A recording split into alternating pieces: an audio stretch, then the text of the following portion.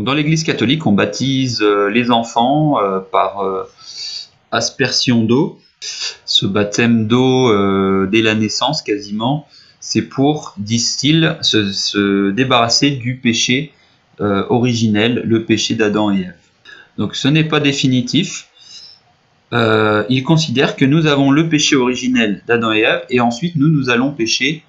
Donc ce baptême d'eau, il purifie du péché originel, soi-disant, mais ensuite, ce n'est qu'une étape. Voilà, c'est une étape dans le salut, une étape obligatoire, hein, nécessaire pour être sauvé.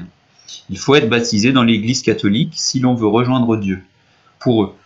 Alors on va voir ce que l'on dit dans la Bible en Actes 8, 36. Acte 8, 36. Comme ils continuaient leur chemin, ils arrivèrent à un point d'eau. L'eunuque dit, voici de l'eau, qu'est-ce qui empêche que je sois baptisé? Philippe dit, si tu crois de tout ton cœur, cela est possible. L'eunuque répondit, je crois que Jésus-Christ est le Fils de Dieu.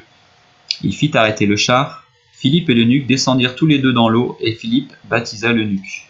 Dans la Bible, on nous dit là qui peut être baptisé d'eau.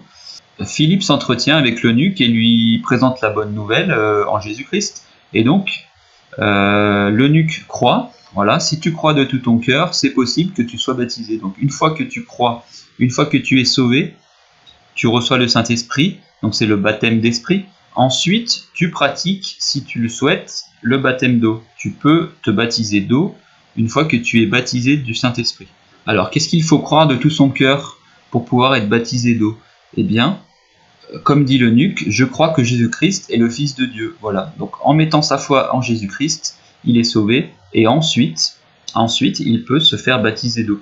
Donc ce baptême d'eau, ce n'est pas ce qui nous sauve dans la Bible, non, c'est une marque d'affection, une marque d'engagement que nous faisons après être sauvés. Nous le faisons pour prouver notre amour à Dieu, notre engagement envers Jésus-Christ.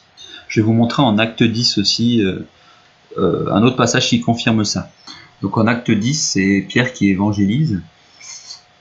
Et voilà, je vais vous lire. Alors, Acte 10, 43. Pierre parlait encore quand le Saint-Esprit descendit sur tous ceux qui écoutaient la parole.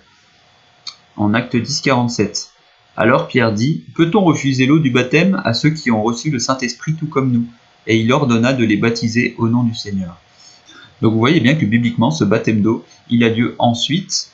Une fois que les gens reçoivent le Saint-Esprit, ils sont sauvés, et bien ensuite, on les baptise d'eau, au nom du Seigneur. Donc voilà le baptême catholique, baptiser un enfant. Est-ce qu'un enfant peut mettre sa foi en Jésus-Christ et être sauvé? Moi je pense que non.